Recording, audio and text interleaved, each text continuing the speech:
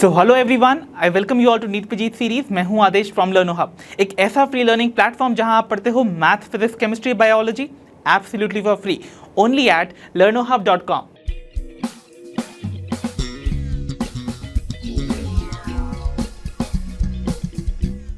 तो बच्चों, हमारा आज का सेशन हमारे चैप्टर ऑर्गेनिज्म एंड पॉपुलेशन का ही कंटिन्यूएशन सेशन है, जहां पर हम चैप्टर के फर्दर टॉपिक्स को डिस्कस करेंगे। So without wasting much time, let's get started.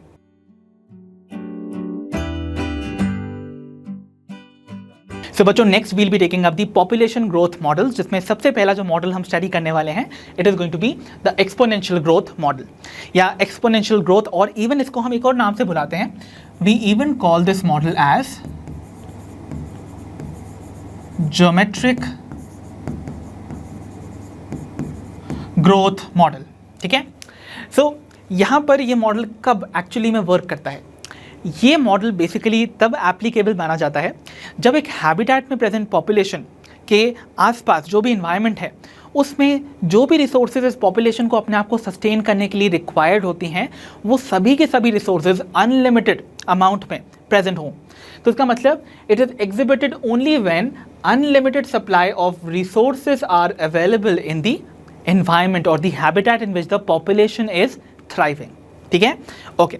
अब इस मॉडल को समझने के लिए we'll take up a few things. Firstly, आप यहाँ पर देखोगे एक अजम्पशन मानते हैं। According to this exponential growth model, ऐसा माना जाता है जो भी पॉपुलेशन ग्रोथ रेट है, we are talking about the population growth rate, population का जो कि एग्जिबिट कर रही है इस टाइप के ग्रोथ पैटर्न को, वो डायरेक्टली प्रोपोर्शनल होता है to the population density itself. अब इसको अगर मैं मैथमेटिकली आपको बताऊं, मैंने बोला पॉपुलेशन ग्रोथ रेट मतलब कितना चेंज हुआ है पॉपुलेशन में over time. Okay, that is going to be the growth rate. Okay, कितनी ग्रो की है पॉपुलेशन पर यूनिट टाइम, वो पॉपुलेशन ग्रोथ रेट है ना। बट यहाँ पर जो हम चेंज देखने वाले हैं पॉपुलेशन के साइज में, वो होने वाला है small change in the population over small time change, right. इसीलिए हम यहाँ पर इसको एक्सप्रेस कैसे करेंगे? देखो, it is going to be represented by dn/dt। देखो, जो भी चेंज पॉपुलेशन के अंदर मिल रहा है, पॉपुलेशन ग्रोथ तभी होगी जब पॉपुलेशन डेंसिटी बढ़ेगी ना, पॉपुलेशन साइज अगर बढ़ेगा तभी तो ग्रोथ होगी। तो उसको मेजर हम करते हैं in terms of the population density और द ग्रोथ इटसेल्फ और द साइज इटसेल्फ, सॉरी। तो यहाँ पर जो rate of change of population size है विद रिस्पेक्ट टू टाइम, वो यहाँ पर मेजर किया जाएगा। और सिंस वो चेंज बहुत स्मॉल हम मेजर करने वाले हैं, small change of small change in time के टर्म्स में, इसलिए यहाँ पर इसको dn/dt से रिप्रेजेंट करेंगे। सो इसको अगर मैं इस इक्वेशन के हिसाब से, इस पर्टिकुलर स्टेटमेंट के हिसाब से प्लेस करूँ, तो ये डायरेक्टली प्रोपोर्शनल होना चाहिए टू द पॉपुलेशन डेंसिटी। और पॉपुलेशन डेंसिटी आप जानते हो, it is represented by the letter n। इतनी बात समझ आ गई कि नहीं आ गई? ठीक है। अब देखो, अगर मैं यहाँ से प्रोपोर्शनैलिटी साइन हटाऊँ, तो प्रोपोर्शनैलिटी साइन हटाते ही आपको पता है आता है प्रोपोर्शनैलिटी कांस्टेंट। तो यहाँ से जैसे ही यहाँ पर प्रोपोर्शनैलिटी साइन हटा, इक्वल का साइन आया, और यहाँ पर एक प्रोपोर्शनैलिटी कांस्टेंट आता है विच इज r, और यहाँ पर n। ये एक इक्वेशन आपको मिल जाती है। ठीक है, अब ये जो r मिला है, इस r को क्या बुलाते हैं, इस बात को लिख लो। अब ये जो r आपको दिख रहा है ना बच्चों, इस r को हम बुलाते हैं the intrinsic rate of natural increase. तो इसे हम क्या बुलाते हैं? Intrinsic rate of natural increase. और इसकी भी एक वैल्यू है। इसको कैलकुलेट कैसे करते हैं? देखो, इसको कैलकुलेट करते हैं by the formula r is equals to b minus D. अब ये b माइनस डी क्या है? यहाँ ये जो b है, this is per capita birth rate. ठीक है, और ये जो d है, this is another one which is the per capita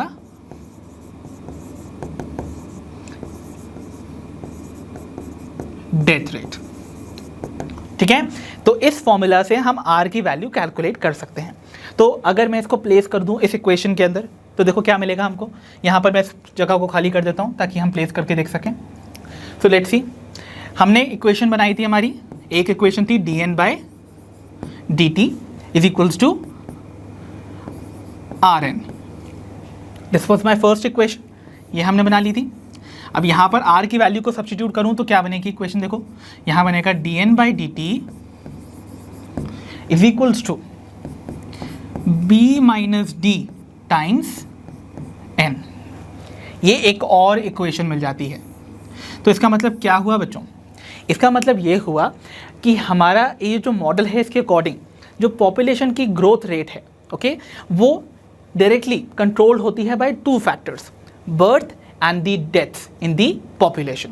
तो कितने बर्थ और डेथ हो रहे हैं पर कैपिटा इन दी इंडिविजुअल्स, राइट, और इन द पॉपुलेशन, राइट, वो हमको यहाँ पर डायरेक्टली कंट्रोल करता हुआ नजर आएगा द पॉपुलेशन चेंज और द पॉपुलेशन ग्रोथ। ठीक है, सो ये दो इक्वेशंस आपको याद होनी चाहिए। इतनी बात समझ में आ गई? ठीक है, अब देखो यहाँ पर ये जो R है, R की फिजिकल सिग्निफिकेंस है, मैंने आपको बताया था ये जो R है ये रेट ऑफ नेचुरल इंक्रीज है, intrinsic rate of natural increase. That means जितनी हाई इसकी वैल्यू होगी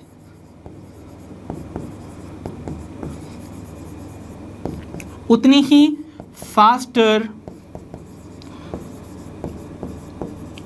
ग्रोथ होती है पॉपुलेशन की। तो पॉपुलेशन की ग्रोथ जो है वो इस R की वैल्यू पे डिपेंडेंट होने वाली है। तो फास्टर ग्रोथ रेट देखने को मिलेगा पॉपुलेशन का। ठीक है, तो जितनी ज़्यादा वैल्यूज़ हाई होंगी इसकी R की, मतलब उतने ज़्यादा बर्थ ज़्यादा होंगे दैन दी डेथ्स, तभी तो वैल्यू बढ़ती रहेगी ना। तो b-d में अगर b की वैल्यू ज़्यादा बड़ी है दैन दी, इसका मतलब इसकी वैल्यू और भी ज़्यादा बड़ी होगी R की। ओके, तो इसका मतलब क्या होता है, जब भी किसी पॉपुलेशन में बर्थ ज़्यादा होंगे दैन दी डेथ्स, तो इसका मतलब क्या होगा, R की वैल्यू ज़्यादा आएगी, और R की वैल्यू जितनी ज़्यादा आएगी उतनी फास्टर पॉपुलेशन की ग्रोथ देखने को मिलती है। आइए कुछ अलग अलग डिफरेंट स्पीशीज़ में हम यहाँ पर इस R की वैल्यू को कंपेयर कर लेते हैं। तो यहाँ पर देखो ऑर्गेनिज्म दे रखे हैं और उनकी R की वैल्यू दे रखी है। तो यहाँ पर आप जब देखते हो ना, तो R की वैल्यू इस तरीके से, जो नॉर्वे रैट है उसके लिए है 0.015। ठीक है, उसके बाद फ्लोर बीटल के लिए, तो फ्लावर बीटल के लिए हमको मिलती है 0.12।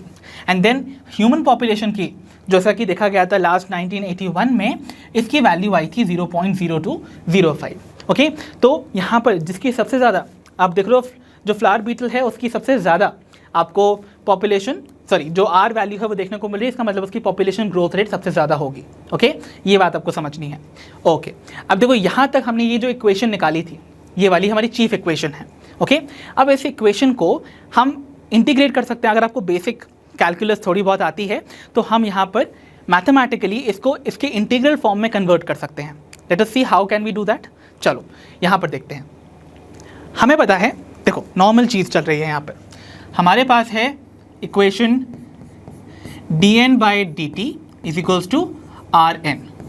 मुझे इस इक्वेशन को इंटीग्रेट करके लाना है इसके इंटीग्रल फॉर्म में।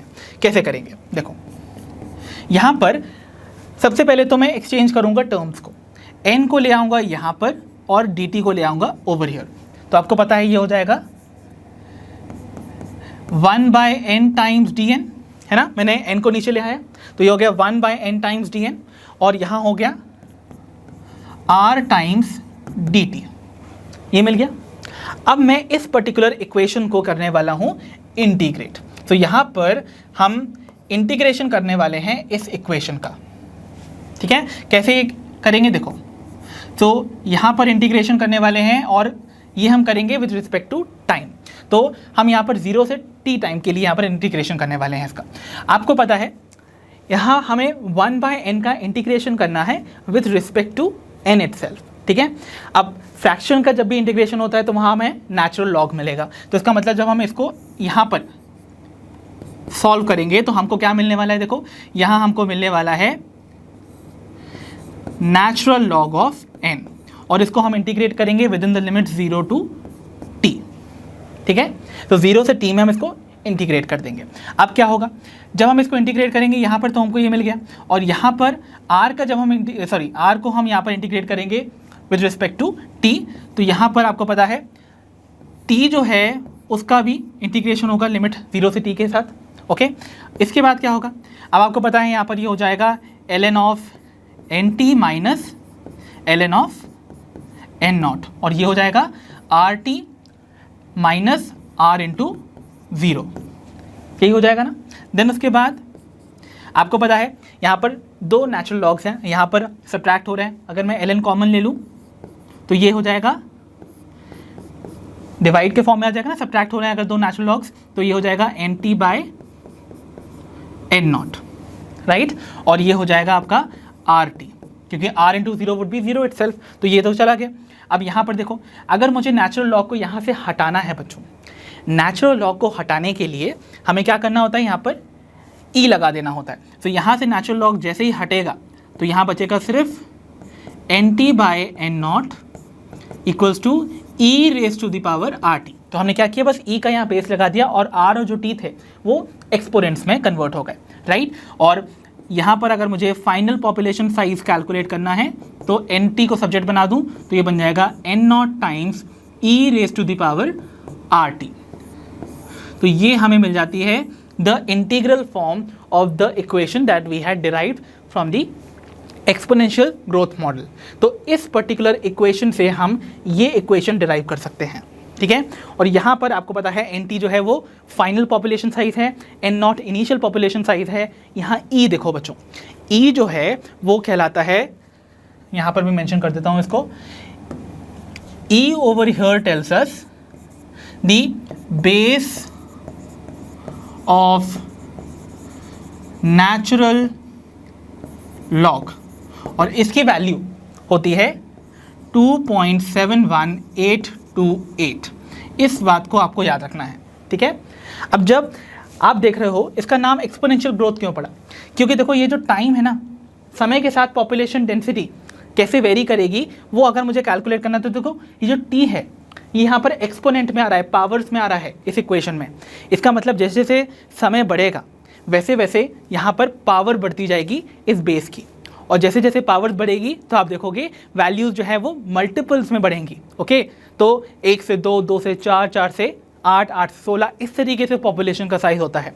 तो इसीलिए जब हम इसको प्लॉट करते हैं ना, टाइम के साथ पॉपुलेशन साइज़ कैसे वेरी कर रहा है, तो एक एक्सेस में मैंने पॉपुलेशन साइज़ लिया और यहाँ टाइम लिया, तो जैसे जैसे आप प्लॉट करोगे ना तो आप देखोगे पॉपुलेशन साइज़ ऐसे जाते जाते ऐसा सीधा हो जाता है। It appears to be like a J shaped curve. तो यहाँ पर इन एक्सपोनेंशियल ग्रोथ मॉडल आपको एक जे शेप्ड कर्व देखने को मिलता है, ठीक है। बट ऑल इन ऑल एक बात याद रखना है, एक्सपोनेंशियल ग्रोथ तभी देखने को मिलती है जब अनलिमिटेड सप्लाई ऑफ रिसोर्सेज है, जो कि नेचर में ट्रूली एग्जिस्ट नहीं करता है। बिकॉज वी नो नेचर की भी एक कैपेसिटी होती है to support the maximum number of population individuals, right. तो उसके लिए एक और मॉडल प्रपोज किया गया, बिकॉज इसकी एक लिमिटेशन थी, क्योंकि नेचर में आपको पता है अनलिमिटेड रिसोर्सेज अवेलेबल नहीं होती हैं। तो इसलिए अब आता है next model which is called the logistic growth model, which will be discussing now. So बच्चों, let's begin with the next model which is the logistic growth model now. Logistic growth model, इसको एक और नाम से हम बुलाते हैं, we also call this as Verhulst Pearl logistic growth model, ठीक है। इस मॉडल का एप्लीकेशन हमें तब मिलता है जब हमें ये रियलाइज होता है कि नेचर में unlimited supply of resources available नहीं है। नेचर में इनफ रिसोर्सेज की सप्लाई अवेलेबल है कि वो कुछ मैक्सिमम नंबर ऑफ इंडिविजुअल्स को सपोर्ट कर सके, बट इस मैक्सिमम से ज़्यादा जो इंडिविजुअल्स हैं उसको सपोर्ट नहीं कर सकता है हमारा नेचर, राइट। तो ये बात आपको याद रखनी है कि हमारा जो नेचर है उसके पास एक मैक्सिमम नंबर ऑफ इंडिविजुअल्स है जिसको वो सपोर्ट कर सकता है। इसको हम बुलाते हैं the carrying capacity of the environment. So carrying capacity of the environment is what? It is the maximum number of individuals an environment can support, right. तो वो होती है द कैरिंग कैपेसिटी, जिसे हम रिप्रेजेंट करते हैं के से, ठीक है। हम यहाँ साइड बाय साइड इसको ग्राफिकली भी समझते चलेंगे। तो यहाँ पर हम पॉपुलेशन साइज लेने वाले हैं और यहाँ पर टाइम लेने वाले हैं बच्चों, और ये मैक्सिमम लिमिट है जिसके आगे पॉपुलेशन साइज नहीं जा सकता है। इतनी मैक्सिमम लिमिट से ज़्यादा पॉपुलेशन साइज नहीं सपोर्ट कर पाएगा एक environment, okay. So this is the carrying capacity. तो concept of carrying capacity is restricted to this logistic growth, right? Okay, so जैसा कि मैंने बताया, it is exhibited when limited supply of resources are available in the habitat। तो habitat में limited supply है, right? जिसके beyond supply नहीं होगी तो इंडिविजुअल्स में आपस में कंपटीशन होता है to capture that resource. Okay, और यहाँ पर आप देखते हो कि एलिमिनेशन होने लगता है जो इंफीरियर स्पीशीज हैं दैन दी सुपीरियर वंस। तो इंफीरियर इंडिविजुअल जो हैं वो पॉपुलेशन से एलिमिनेट हो जाते हैं, सुपीरियर वंस अपने आप को थ्राइव कर पाते हैं। द रीजन बीइंग क्योंकि वो इतने पावरफुल थे that they were able to capture that resource जो कि लिमिटेड था इन नेचर। फाइन, अब ये जो लॉजिस्टिक ग्रोथ है, आइए देखते हैं ये क्या बेसिक अजम्पशन पे वर्क करता है। तो like your exponential growth model, इसका भी ऐसे ही मानना है कि जो पॉपुलेशन ग्रोथ रेट है विच इज़ dn/dt वो प्रोपोर्शनल होता है firstly to the population size. Obviously होना भी चाहिए ना कि भाई जितने ज़्यादा पॉपुलेशन का साइज होगा उतने ज़्यादा वहाँ पर पॉपुलेशन ग्रोथ के चांसेस होंगे। अगर दो पॉपुलेशन हैं, एक पॉपुलेशन में सिर्फ 10 मेंबर्स हैं, दूसरे पॉपुलेशन में 1000 मेंबर्स हैं, तो चांसेस की बात क्या है, किस पॉपुलेशन की ज़्यादा ग्रोथ होने के चांसेस हैं? ऑब्वियसली 1000 वाले के, क्योंकि 1000 वाले में देयर आर मोर पॉसिबिलिटीज़ कि उसमें ज़्यादा नंबर ऑफ अडल्ट इंडिविजुअल्स होंगे जो कि रिप्रोड्यूस करके और इंडिविजुअल बना सकते हैं, अनलाइक दिस वन जिसके पास सिर्फ 10 इंडिविजुअल्स है जो कि ज़्यादा जिनमें से अडल्ट होने के चांसेस भी कम हैं और उनका रिप्रोडक्शन का चांसेस भी कम है। तो पॉपुलेशन ग्रोथ रेट जो है, जिस पॉपुलेशन में ज़्यादा इंडिविजुअल्स होते हैं, जिसकी ज़्यादा पॉपुलेशन डेंसिटी होती है, उसके ज़्यादा होते हैं चांसेस तेज ग्रोथ करने के दैन द वन जिसके पास पॉपुलेशन डेंसिटी कम हो या छोटे साइज हो, राइट।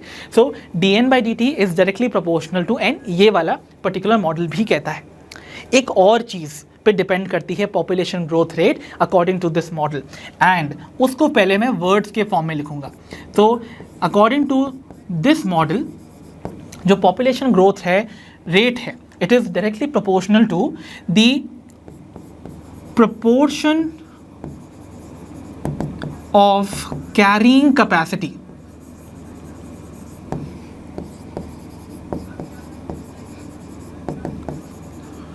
available for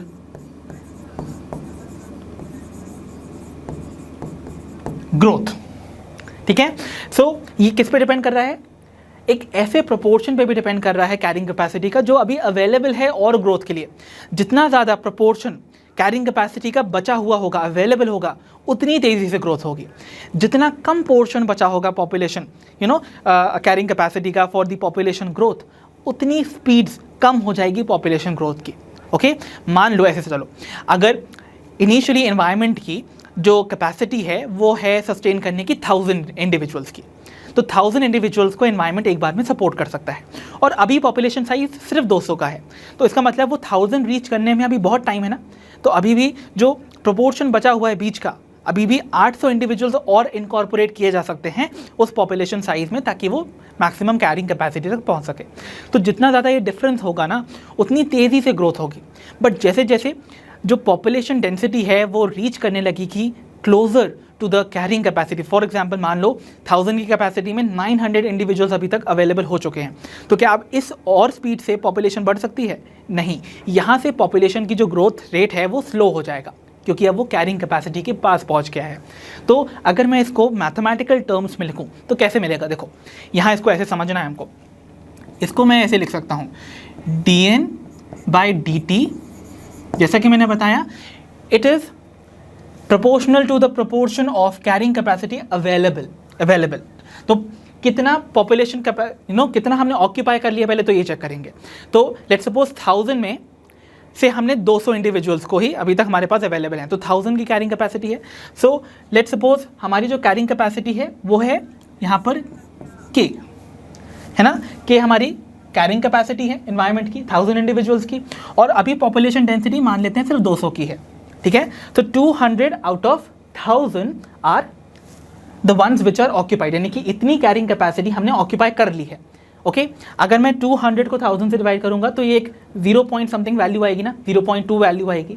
अब कितना बचा है कैसे कैलकुलेट करेंगे? ऑब्वियसली 1000 से अगर हम सबट्रैक्ट कर लेते 200 को, ऐसे ही करते, लेकिन यहाँ पर हम क्या करेंगे, इस प्रपोर्शन को 1 से सबट्रैक्ट कर देंगे। देखो ये हो जाएगा 1 - n/k। इसको कैसे समझेंगे? Let us try to understand this with the help of an example. वो एग्जाम्पल मैं यहाँ पर साइड कर रहा हूँ, but it is just for your understanding. 1 - n/k को हम कैसे निकालेंगे? मैंने बताया 200 इंडिविजुअल्स हैं और 1000 की कैपेसिटी है। ओके, तो इसका मतलब क्या हुआ? देखो यहाँ पर ये कितना हो जाएगा, इट विल बी 0.2, और हमें इसको 1 माइनस भी करना है। ठीक है, तो ये हो जाएगा 1 माइनस 0.2 यानी कि अभी भी आपके पास 0.8 की अवेलेबिलिटी है। सिमिलरली अगर मान लो मेरी पॉपुलेशन साइज अभी है 900 और ये आ गया है अपॉन 1000 कैरिंग कैपेसिटी, तो ये कितना हो जाता? 1 माइनस 0.9 इट विल बी 0.1। तो देखो ये जो प्रोपोर्शन अवेलेबल है फॉर द ग्रोथ वो अब रिड्यूस हो गया है।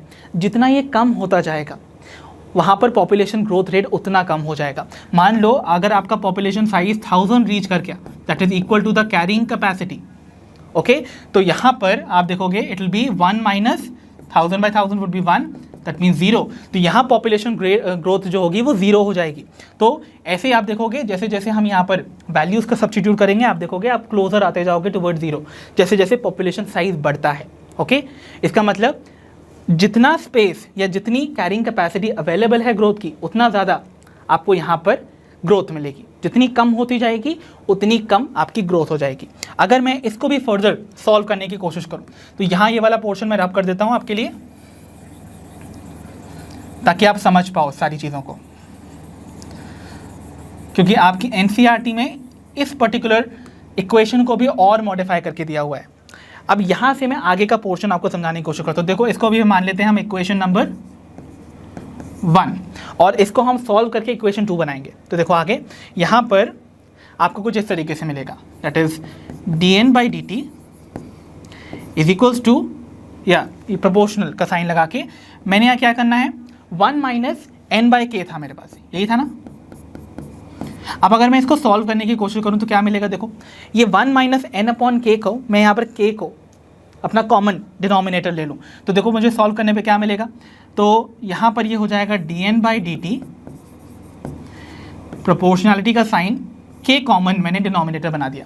अब ये मुझे 1 बाई 1 कर दूँ, 1 का मुझे k बनाना है तो यहाँ पर k से मल्टीप्लाई, और k कितने टाइम्स k में गया? 1 टाइम, तो इसको 1 से मल्टीप्लाई किया तो 1 इंटू k हो गया हमारा k और k इंटू 1 हो गया हमारा k। अब देखो ये 1, अब न्यूमरेटर्स को मल्टीप्लाई करते हैं, 1k कितना हो जाएगा? k माइनस n, तो ये हमें क्या मिल गया? k minus n upon k। अब अगर मैं इस पर्टिकुलर को टर्म दे दूं एज इक्वेशन नंबर 2, तो अगर मैं अपनी इक्वेशन 1 जो पीछे दी थी मैंने और इक्वेशन 2 को कंबाइन कर दूं तो मुझे क्या इक्वेशन मिलेगा? देखो वहां से मैंने dn बाई dt को प्रोपोर्शनल माना था n के, दैट मीन्स यहाँ पर प्रोपोर्शनलिटी का साइन लगा के मैंने n किया। अब यहाँ पर इधर से उठाया मैंने k minus n upon k, okay. और जैसे ही प्रोपोर्शनलिटी साइन हटेगा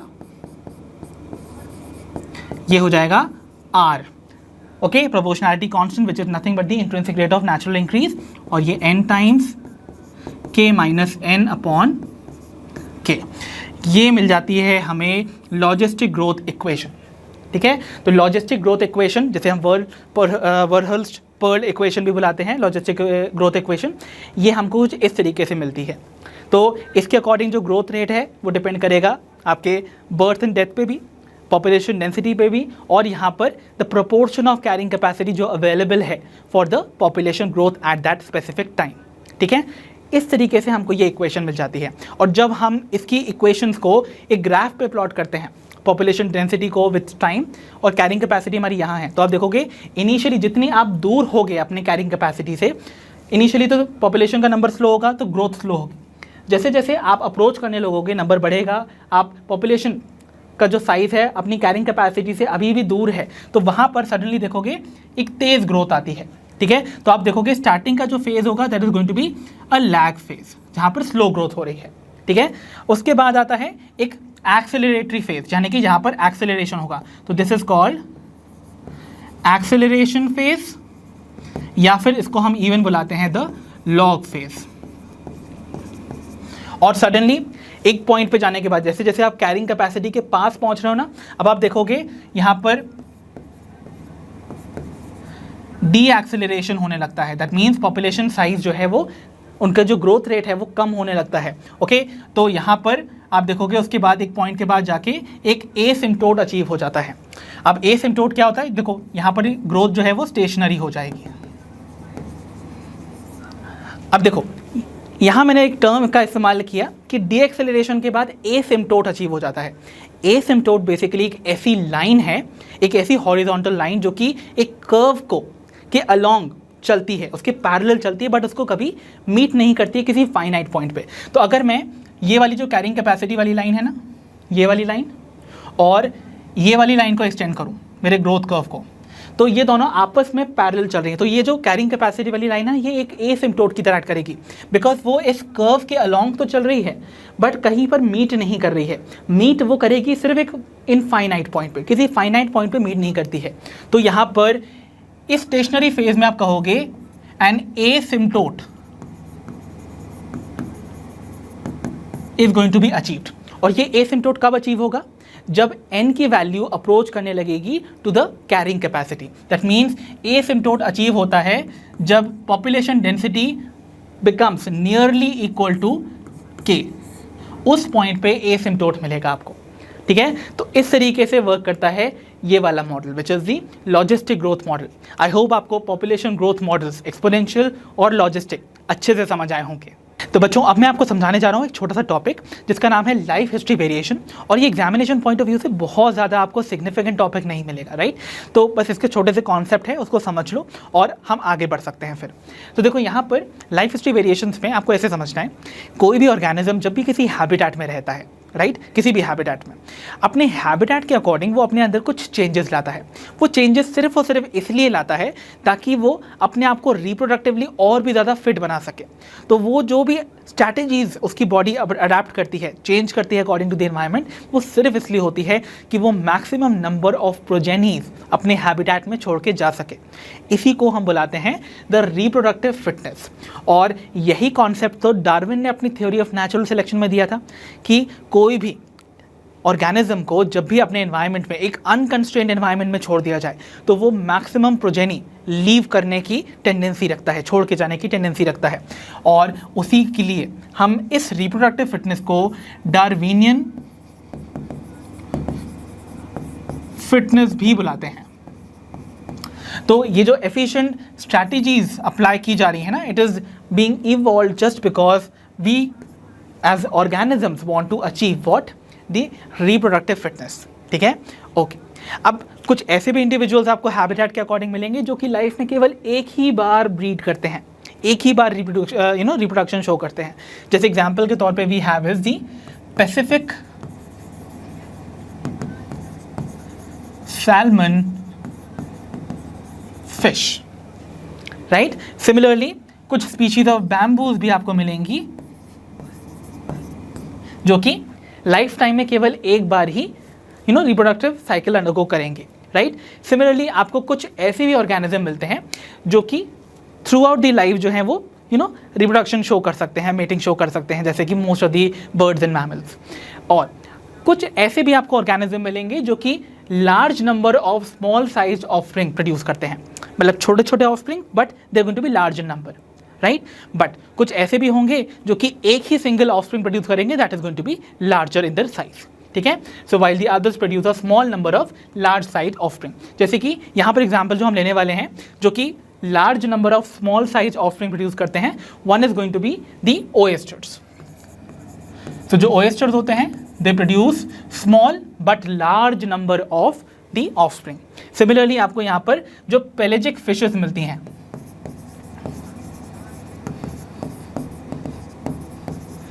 जो कि away from the bottom of the water body रहते हैं, वो भी आपको लार्ज नंबर ऑफ अपनी ऑफस्प्रिंग प्रोड्यूस करते हुए नजर आएंगे। So they are going to be small in their size but huge in their number, ठीक है। ओके, तो ये जो लाइफ हिस्ट्री ट्रेट्स आपको मिलते हैं ना, जो इवॉल्व हो रहे हैं अलग अलग ऑर्गेनिज्म में अकॉर्डिंग टू देयर हैबिटेट, वो बेसिकली वेरी करते हैं according to the abiotic and the biotic factors of that specific habitat. So life history traits जो हैं वो इवॉल्व हुए हैं ड्यू टू द कॉन्स्ट्रेंट्स जो भी जो भी प्रॉब्लम्स इन्वायरमेंट ने प्लेस की हैं, इम्पोज की हैं एबायोटिक फैक्टर्स के फॉर्म में या फिर बायोटिक कंपोनेंट्स के फॉर्म में। बायोटिक कंपोनेंट्स के फॉर्म में कैसे? कोई अदर लिविंग ऑर्गेनिज्म कैसे किसी की ग्रोथ या फिर रिप्रोडक्शन को हैम्पर कर सकता है? By competition, right. So biotic और एबायोटिक कंपोनेंट्स दोनों ही जिस हैबिटेट में प्रेजेंट हैं वो वहाँ पर अपना कंस्ट्रेंट डालते हैं ऑन द रिप्रोडक्टिव स्ट्रैटेजीज, जिसकी वजह से अलग अलग रिप्रोडक्टिव स्ट्रैटेजीज अडॉप्ट होती हैं by different organisms. So this is what comes under the life history variations. तो चलिए बच्चों बिगिन करते हैं अपने नेक्स्ट टॉपिक के साथ, विच इज पॉपुलेशन इंटरैक्शंस।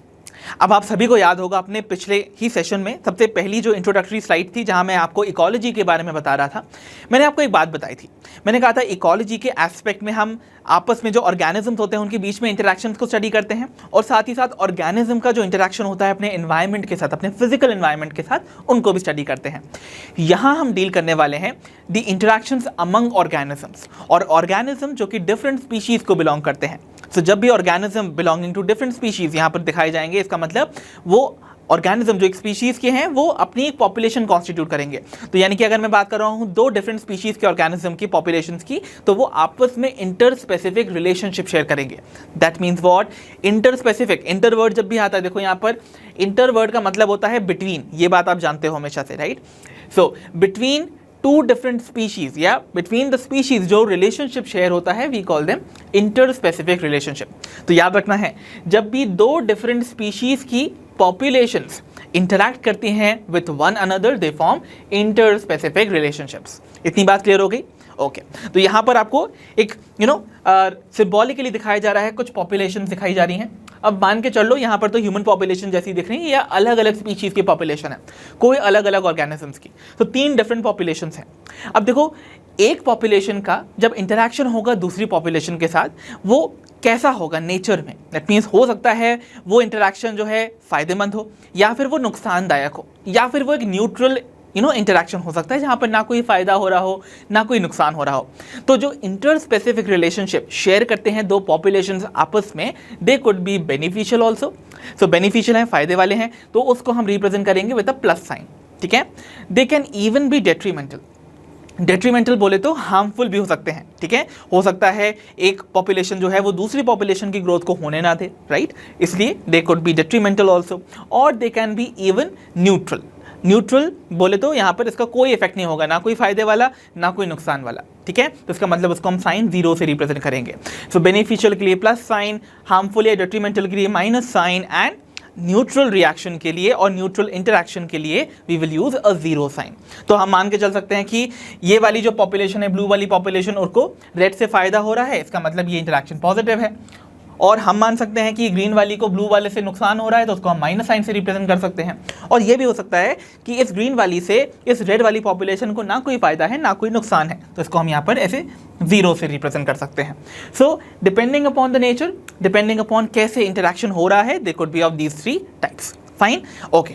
सो अब हम यहाँ पर वेरियस टाइप के इंटर स्पेसिफिक रिलेशनशिप जो कि एनवायरनमेंट में एग्जिस्ट करते हैं उनको देखने वाले हैं इन अ टैबुलर फॉर्म, और देखने वाले हैं कि वहाँ पर जो दो इंटरैक्टिंग पॉपुलेशंस हैं उसमें किसको फायदा हो रहा है, किसको नुकसान हो रहा है। So we'll be taking a couple of examples ना। सो आपके सामने एक टेबल दिखाई जा रही है of the inter specific relationships. So ये आपको दिखाए जा रहे हैं इंटर स्पेसिफिक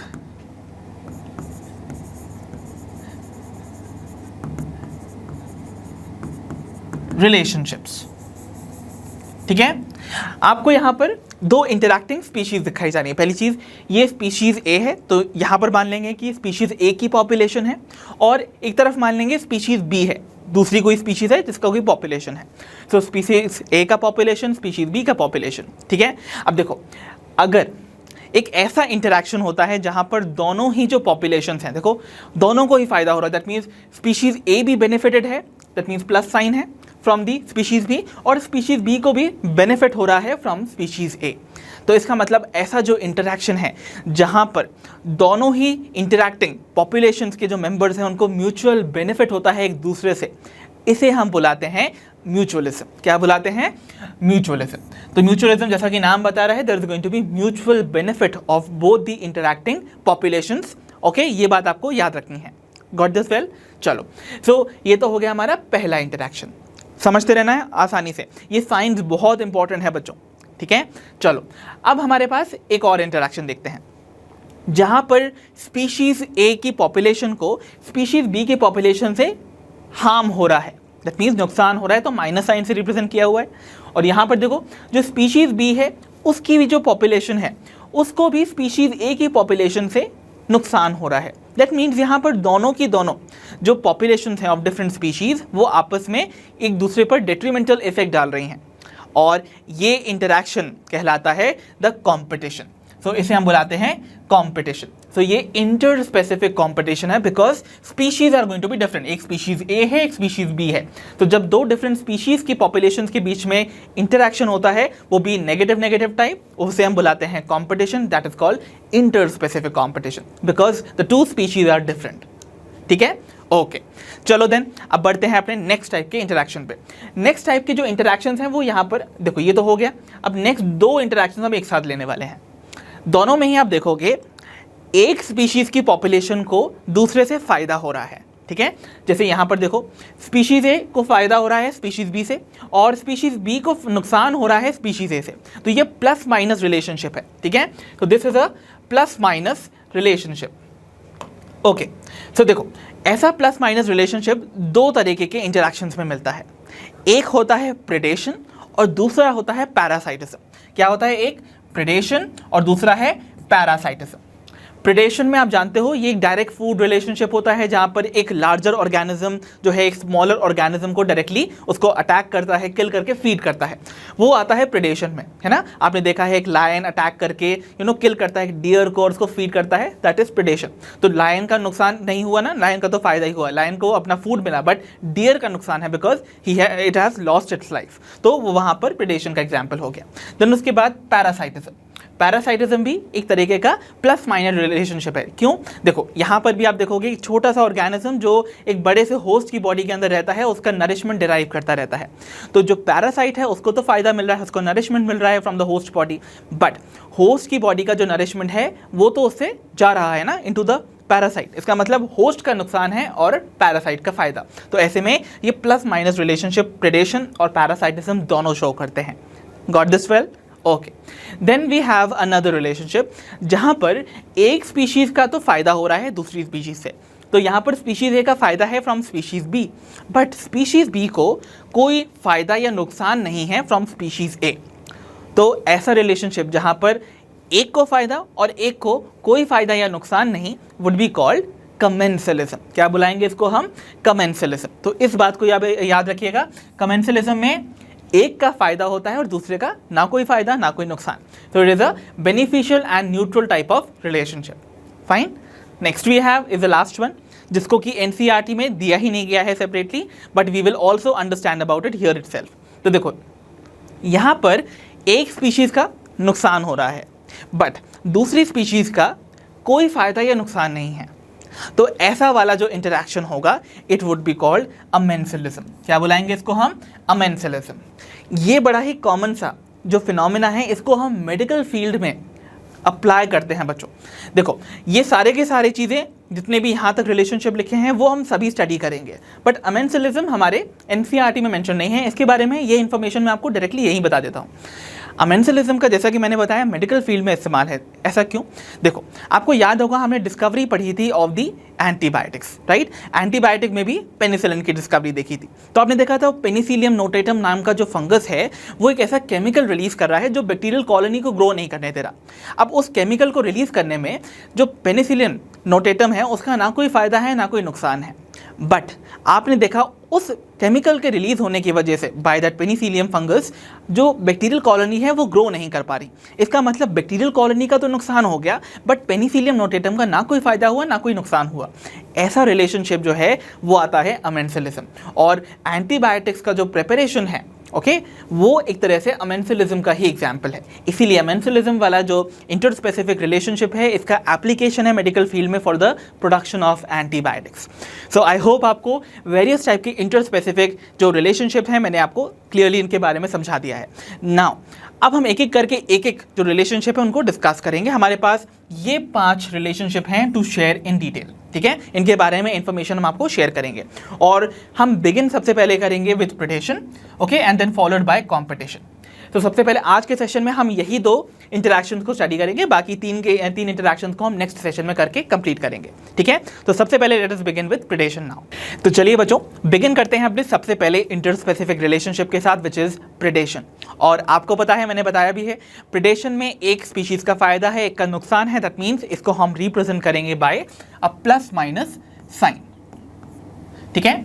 और ये मैंने आपको बता ही दिया था कि प्रेडेशन एक तरीके का डायरेक्ट फूड रिलेशनशिप है, राइट, जहां पर एक लार्जर ऑर्गेनिज्म जो कि एक स्पीशीज को बिलोंग करता है, जो बिलोंग करता है टू द प्रेडेटर पॉपुलेशन, वो अटैक करेगा, किल करेगा और फीड करेगा एक स्मॉलर स्पीशीज को जो कि कहलाती है द प्रे पॉपुलेशन। तो इसका मतलब क्या हुआ, यहाँ पर एक लार्जर स्पीशीज जो कि प्रेडेटर कहलाता है, वो अटैक करता है, किल करता है और फीड करता है दी स्मॉलर स्पीशीज जिसे हम प्रे बुलाते हैं। तो यहाँ देखा आपने, प्रेडेटर की पॉपुलेशन एडवर्सली अफेक्ट कर रही है the growth and the survival of the prey population.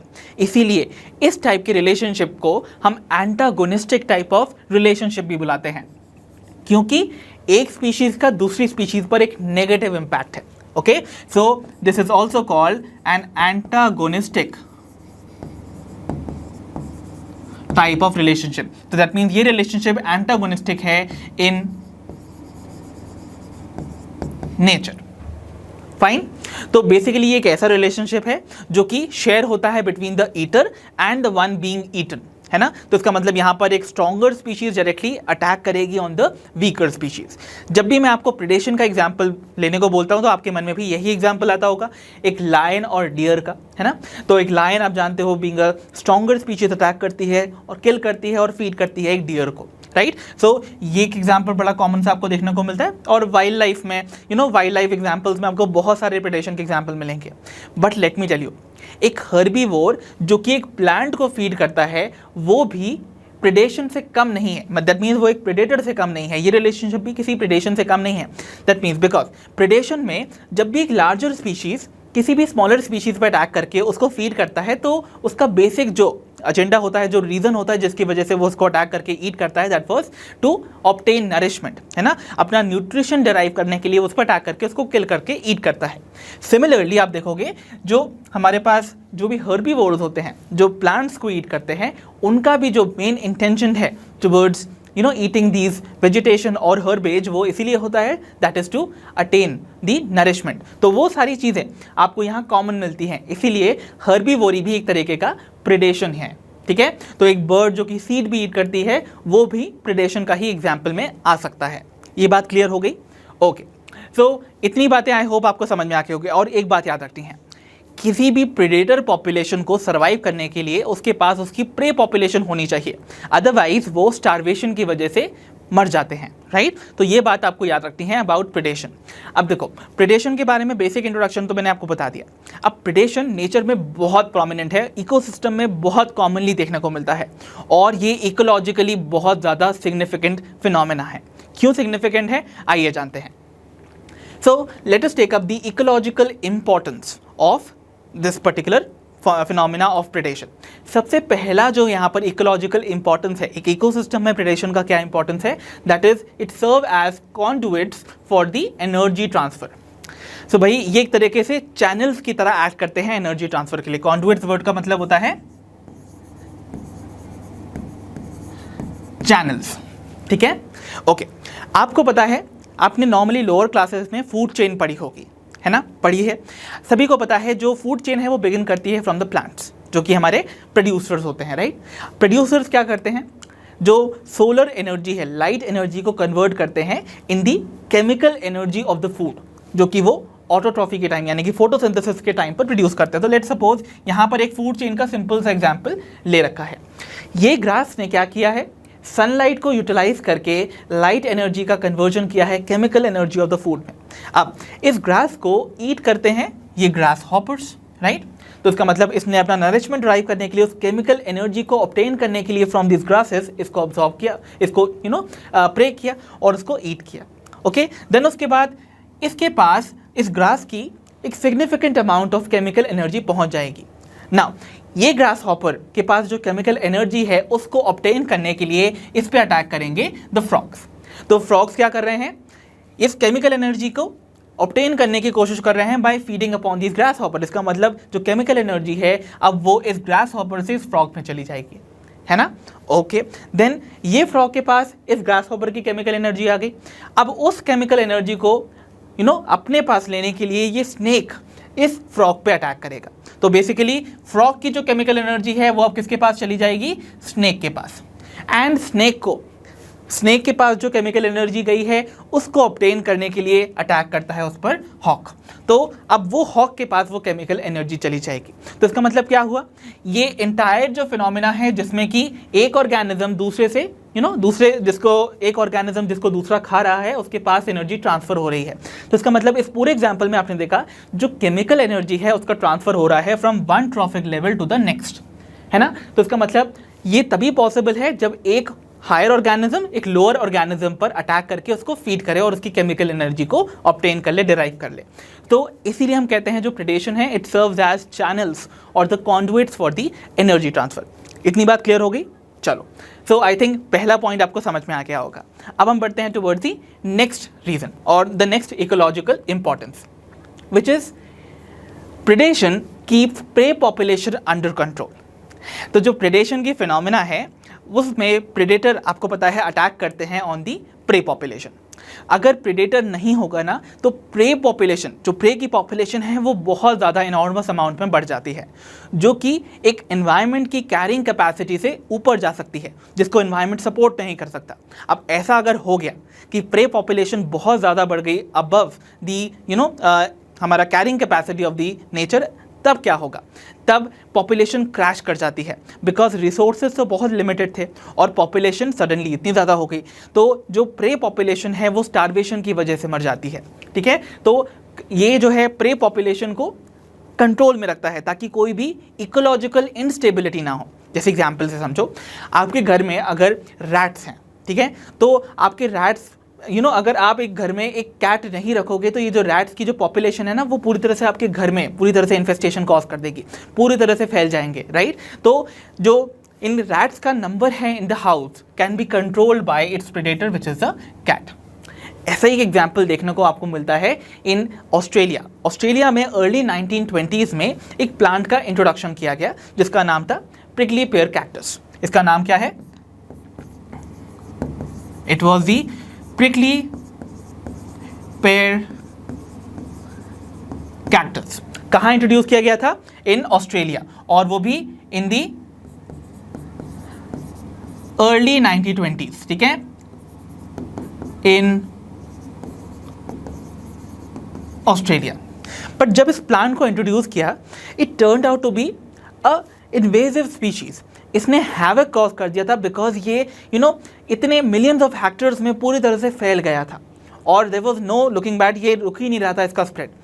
अब इसकी पॉपुलेशन जो थी इसको कंट्रोल में लाने के लिए यहाँ पर एक स्पेशल मॉथ को इंट्रोड्यूस करवाया गया इन दी ऑस्ट्रेलियन मेनलैंड। तो ऑस्ट्रेलिया में इस मॉथ का इंट्रोडक्शन किया गया जो कि इस कैक्टस का प्रेडेटर था, राइट। और फाइनली जाके इस प्रिकली पेयर कैक्टस की पॉपुलेशन पे कंट्रोल पाया जा सका with the entry of its predator, its natural predator.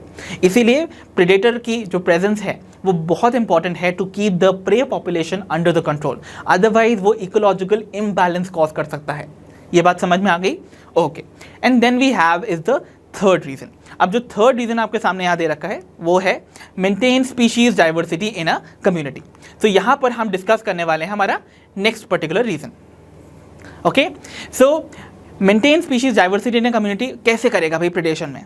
देखो, आप देखो किसी भी एरिया की, किसी भी जोग्राफिकल एरिया की जो भी लोकल स्पीशीज डाइवर्सिटी है वो इस बात पे डिपेंड करती है कि वहाँ पर प्रेजेंट जो प्रेडेटर है, जो नेचुरल प्रेडेटर है, वो कितनी एफिशिएंटली अपने प्रे की पॉपुलेशन को कंट्रोल में रखता है। अदरवाइज अगर प्रे पॉपुलेशन जो है उसको प्रेडेटर कंट्रोल नहीं कर पाएगा तो वो प्रे पॉपुलेशन पूरी तरह से फैल के अपनी मोनोपोलाइजेशन कर लेता है, मतलब वो अपनी मोनोपोली बना लेता है, अपना एक्सक्लूसिव कंट्रोल ले लेता है ओवर दैट जोग्राफिकल एरिया। अगर ये प्रेडेटर्स नहीं होंगे तो प्रे पॉपुलेशन ओवर एक्सेसिवली बढ़ जाएगी जिसकी वजह से पूरे जोग्राफिकल एरिया में वही प्रे पॉपुलेशन मिलेगी, तो वो मोनोपोलाइजेशन हो जाएगा और दूसरी और स्पीशीज को ग्रो करने का चांस नहीं मिलेगा, राइट। बट जो प्रेडेटर है वो क्या करेगा, अपने प्रे पॉपुलेशन को कंट्रोल में रखेगा, तो इसकी वजह से जो रिसोर्सेज हैं वो अवेलेबल रहेंगे for other species also to develop in that area, और इसी तरह से वहाँ की स्पीशीज डाइवर्सिटी मेंटेन रहेगी, यानी कि अलग अलग स्पीशीज भी उस जोग्राफिकल एरिया में ग्रो कर पाएंगे जस्ट बिकॉज हर स्पीशीज के, यानी कि हर प्रे स्पीशीज का एक प्रेडेटर प्रेजेंट होगा। इसीलिए सो प्रेडेशन जो है वो हेल्प करता है maintaining the species diversity in a community. Remember this thing. इसीलिए एक एग्जाम्पल यहाँ पर मैं साइड करूँगा।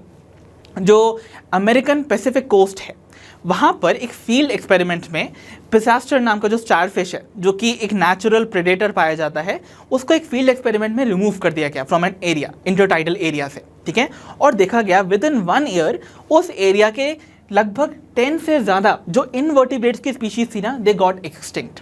सो यहाँ पर more than 10 species of invertebrates got extinct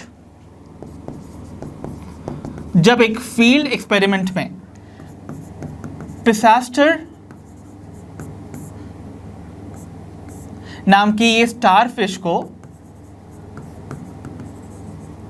remove कर दिया गया from the American Pacific coast के एक इंटरटाइडल एरिया से।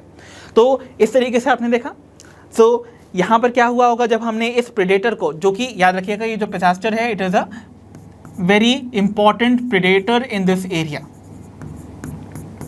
सो जब इस प्रेडेटर को हटा दिया तो क्या हुआ होगा, इन प्रे पॉपुलेशंस, ये जो इनवर्टिब्रेट्स है, इनकी पॉपुलेशंस एक्सपैंड की होंगी, है ना, और वो भी एनॉर्मसली एक्सपैंड की होंगी। उसकी वजह से क्या हुआ होगा, इट इज़ वेरी ऑब्वियस, वहाँ पर रिसोर्सेज तो लिमिटेड होंगे, तो जो पॉपुलेशन यहाँ पर एक्सपैंड की होगी अलग अलग इन्वर्टिब्रेट्स की, वो आपस में compete कर रही होंगी फॉर द सेम रिसोर्स। और कंपटीशन की वजह से किसी को जब रिसोर्स नहीं मिल पाएगा तो वो उसकी अनअवेलेबिलिटी की वजह से, स्टारवेशन की वजह से मर जाएंगे।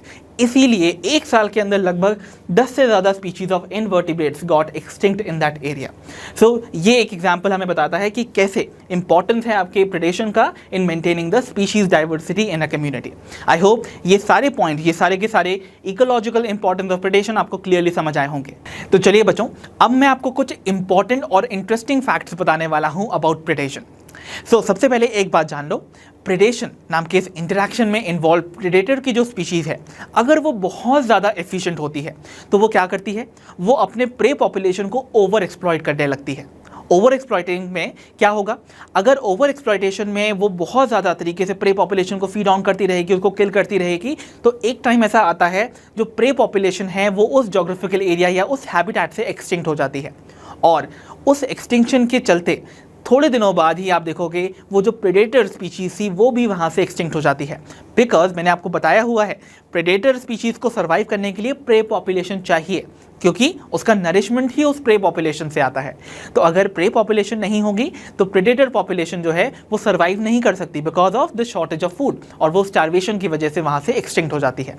इसीलिए NCERT uses a very interesting word for the predators and the word is prudent. That means NCERT के according जो predators होते हैं they are prudent because ये बहुत ज़्यादा careful और sensible होते हैं। सो प्रूडेंट वर्ड का मतलब ये होता है that they are very careful and sensible. Predators को पता है कि अगर वो अपनी प्रे पॉपुलेशन को एक साथ एक्सप्लॉइट कर देंगे, पूरी पॉपुलेशन को अगर किल कर देंगे, तो एक टाइम ऐसा आएगा जहां पर उसके पास कोई प्रे पॉपुलेशन नहीं होगी टू फीड अपॉन, और वो स्टारवेशन की वजह से मर सकते हैं। इसीलिए वो अपने प्रे पॉपुलेशन का सिग्निफिकेंट पोर्शन पर अटैक नहीं करते हैं, वो लिमिटेड और मोस्टली अपनी प्रे पॉपुलेशन के जो वीकर मेंबर्स होते हैं ना, उन पे अटैक करते हैं, ठीक है, ताकि जो प्रे पॉपुलेशन है वो भी एफिशिएंटली वर्क कर सके। So the predators are prudent, ये पॉइंट आपको जानना है। इवन जो ऑर्गेनिजम्स हैं वो अपने एक्सटिंक्शन को, प्रेडेशन की इम्पैक्ट की वजह से एक्सटिंक्ट होने के लिए या एक्सटिंक्ट ना होने के लिए, अपने आप को बचाने के लिए कुछ डिफेंस मैकेनिज्म्स डेवलप करते हैं। सो प्रेडेशन का इम्पैक्ट को लेसन करने के लिए, मिनिमाइज करने के लिए कुछ डिफेंस मैकेनिज्म जो डिफरेंट ऑर्गेनिज्म में मिलते हैं, आइए उनको डिस्कस करें। तो देखो, डिफेंस मैकेनिज्म जो हमें प्रेडेशन में मिलते हैं, सबसे पहला जो एग्जाम्पल है वो बड़ा ही इंटरेस्टिंग है एंड दैट इज कैमोफ्लेजिंग। सो ये तो टर्म आपने बहुत ही कॉमनली देखा हुआ है, राइट। कैमोफ्लेजिंग यानी कि यहाँ पर आप देखोगे बहुत सारे ऐसे इंसेक्ट्स आपको मिलते हैं या बहुत सारे फ्रॉग्स ऐसे मिलते हैं जो कि क्रिप्टिकली कलर्ड होते हैं, मिस्टीरियसली कलर्ड होते हैं, और उनका जो कलर है वो बहुत ही ज़्यादा सिमिलर होता है टू देयर बैकग्राउंड। तो क्या होगा, उनका कलर इस तरीके से होगा कि वो अपने बैकग्राउंड में ही ब्लेंड कर जाते हैं, वो ईजिली डिटेक्ट नहीं कर पाते हैं उनके प्रेडेटर्स। क्यों? क्योंकि देखो, अगर उनका कलर सेम होगा, फॉर एग्जांपल यहाँ पर इस ग्रास हॉपर को देखो, शायद आपको नहीं भी दिख रहा होगा, आपको यहाँ पर इन लीव्स के बीच में देखो ये एक ग्रास हॉपर देखने को मिल रहा है। इस ग्रास हॉपर का जो कलर है वो अपनी लीफ से, जो बैकग्राउंड में प्रेजेंट लीफ है उससे बहुत मिलता है। इनफैक्ट इसके ऊपर का जो पैटर्न है ना वो भी लीफ के पैटर्न से मिलता है। तो इन अ वे ये जो ग्रास हॉपर है वो अपने बैकग्राउंड में ही ब्लेंड कर गया है। तो इसका मतलब जो इसका प्रेडेटर होगा वो इसको बहुत ईजिली डिटेक्ट नहीं कर पाता है, ठीक है। और जब इसको ईजिली स्पॉट नहीं कर पाएगा तो उस पर अटैक नहीं कर पाएगा, उसको किल नहीं कर पाएगा और फीड नहीं कर पाएगा, राइट। तो इस तरीके से कैमोफ्लेजिंग जो है वो एक तरह से सर्व करती है to prevent the attack of predators on the prey. So ये पहला डिफेंस मैकेनिज्म है जो प्रे पॉपुलेशन डेवलप की हुई है अपने आप को बचाने के लिए from the impact of predation. Next जो हमारे पास यहाँ पर एग्जाम्पल आने वाला है या फिर नेक्स्ट जो डिफेंस मैकेनिज्म है that is repelling predators by release of certain chemicals. So बच्चों बहुत सारे ऐसे एनिमल्स भी हैं जो कुछ पॉइजनस केमिकल्स बॉडी में स्टोर करके रखते हैं। जैसे एग्जाम्पल के तौर पे यहाँ पर आपको एक बड़ी सुंदर सी ये जो बटरफ्लाई दिखाई जा रही है, this is what, this is a monarch butterfly. तो इसका नाम है मोनार्च बटरफ्लाई। अब ये जो मोनार्च बटरफ्लाई बड़ी सुंदर है ना, अब ये जो मोनार्च बटरफ्लाई है ये हाईली डिस्टेस्टफुल होती है to its predator. So this is highly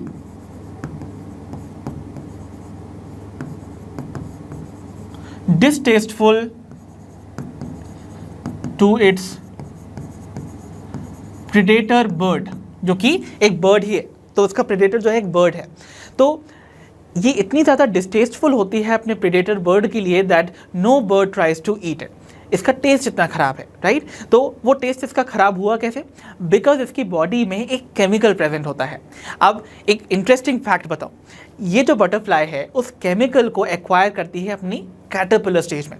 usually what happens is, इस बटरफ्लाई का जो कैटरपिलर स्टेज है, जब वो कैटरपिलर स्टेज होती है तब वो फीड करती है ऑन अ पॉइजनस वीड। तो एक पॉइजनस वीड को जब इसका कैटरपिलर ईट करता है, उससे उस पॉइजनस वीड से वो उस केमिकल को अपनी बॉडी में एक्वायर कर लेते हैं और उस केमिकल की प्रेजेंस होने की वजह से इसका टेस्ट बहुत ही ज़्यादा बैड होता है।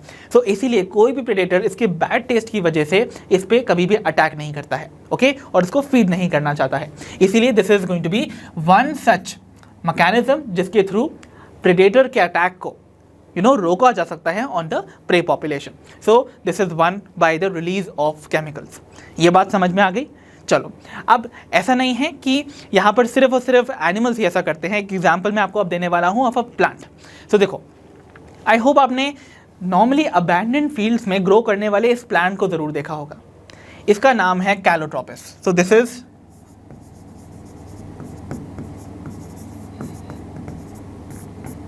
कैलोट्रोपिस। देखो बच्चों, क्या होता है कि कोई भी एनिमल प्रेडेटर से बचने के लिए भाग तो सकता है, वो तो भाग सकता है, but what about plants? Plants तो किसी भी प्रेडेटर से बचने के लिए भाग नहीं पाएंगे ना। और नॉर्मली प्लांट्स को ब्राउज करती हैं या फिर फीड ऑन करते हैं, ग्रेज करते हैं certain kettles and different animals, right. So what happens is, कुछ प्लांट्स ऐसे केमिकल्स को प्रोड्यूस करते हैं और अपनी अंदर ऐसे स्टोर कर लेते हैं जो कि जब एक पर्टिकुलर प्रेडेटर उसको ईट करेगा तो वो उसके फीडिंग और डाइजेशन को ख़राब कर देते हैं। इनफैक्ट उनको उनका रिप्रोडक्टिव जो साइकिल है या फिर जो उनकी रिप्रोडक्शन की फिनोमिना है उसको डिसरप्ट कर देता है and sometimes it can even kill the predator. इसीलिए ऐसे प्लांट्स को कोई दूसरा जो प्रेडेटर है वो ईट करना नहीं चाहता है because of the poisonous chemical जो उनके अंदर प्रेजेंट है। एग्जाम्पल में यहाँ पर ये मैंने मेंशन किया है कैलोट्रोपिस को। कैलोट्रोपिस नाम के इस प्लांट को आपने नॉर्मली, मैंने बताया है, अबैंडन्ड फील्ड्स में ग्रो करता हुआ देखा है। और आपने देखा होगा इस प्लांट को ना कोई कैटल ग्रेज करता है, ब्राउज करता है, ना कोई गोट्स। ऐसा इसीलिए बिकॉज इस प्लांट के अंदर एक बहुत ही हाईली पॉइजनस आपको कार्डियक ग्लाइकोसाइड नाम का केमिकल मिलता है। So it has highly poisonous chemical which is called cardiac glycosides। तो इन कार्डियक ग्लाइकोसाइड्स की प्रेजेंस होने की वजह से इस पर्टिकुलर प्लांट को कोई भी कैटल ब्राउज नहीं करना चाहता है, इसको खाना नहीं चाहता है, ठीक है। ऐसे ही आपको जो बहुत सारे प्लांट प्रोडक्ट्स जो कि कमर्शियल स्केल पर हम ग्रो करते हैं, वो भी, जैसे एग्जांपल के तौर में मैं मेंशन कर दूं, जैसे वी हैव कैफीन या हमारे पास निकोटीन है, ये सब अल्कोलॉइड्स हैं, right. Caffeine, nicotine, opium, strychnine, right, ये सारे के सारे जो एग्जांपल्स आते हैं, ये सभी के सभी भले ही इनको हम कमर्शियल लार्ज स्केल पे प्रोड्यूस कर रहे हैं, बट प्लांट्स इनको सिर्फ इसलिए प्रोड्यूस करते हैं बिकॉज ये डिफेंस की तरह एक्ट करते हैं। ये जो केमिकल्स हैं ये डिफेंड करते हैं प्लांट्स को फ्रॉम बीइंग ब्राउज्ड और grazed upon by the different kettles और डिफरेंट एनिमल्स, ठीक है। सो याद रखना है, जो रिपेलिंग है हम वो कर सकते हैं प्रेडेटर्स की by the release of chemicals both in plants as well as in animals. ये बात क्लियर हो गई। एंड लास्टली हमारे पास जो तीसरा डिफेंस मैकेनिज्म है that is presence of some structures, कुछ मॉर्फोलॉजिकल स्ट्रक्चर्स जो कि रिपेल करते हैं हमारे हर्बीवोर्स को, ताकि हर्बीवोरी जो है वो प्रिवेंट की जा सके। तो यहाँ पर ये मॉर्फोलॉजिकल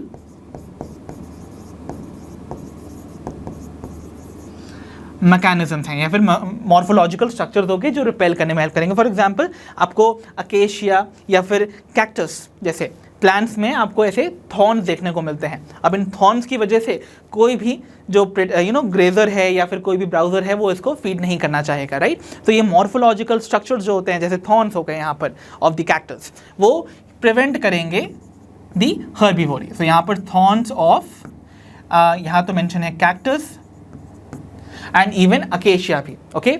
सो आप दूसरा एग्जाम्पल यहाँ पर अकेशिया भी ले सकते हो विच इज बबूल, ठीक है, okay. So these were the various defence mechanism जिनके थ्रू हम प्रिवेंट कर सकते हैं या फिर जो प्रे पॉपुलेशन है वो प्रिवेंट कर सकती है और मिनिमाइज कर सकती है the impact of predation upon themselves. So with this we end up the topic predation. I hope ये पहला जो इंटर स्पेसिफिक रिलेशनशिप हमने शेयर किया वो आपको क्लियरली समझ में आया होगा। तो चलिए बच्चों बिगिन करते हैं अपने next type of inter specific relationship के साथ जिसका नाम है कॉम्पिटिशन। सो आप सभी को याद होगा मैंने बता रखा है इस इंटरैक्शन में इन्वॉल्व जो भी दो स्पीशीज की पॉपुलेशन होती है उन दोनों पर ही नेगेटिव इंपैक्ट आता है। दैट मीन्स इसको हम रिप्रेजेंट करते हैं by the sign negative and negative. That means ये एक नेगेटिव नेगेटिव इंटरैक्शन है, डोंट फॉरगेट दिस, ठीक है। चलो इसके बारे में थोड़े से बैकग्राउंड समझते हैं। सबसे पहले तो पहचानो भाई ये पर्सनैलिटी कौन है। बड़ी ही रिनाउंड पर्सनैलिटी है, इनको हमने पढ़ा है अपने चैप्टर एवोल्यूशन में। क्या आपने रिकॉल कर पाया है? Definitely yes. ये है sir Charles Darwin, the propounder of the theory of natural selection of organic evolution, right?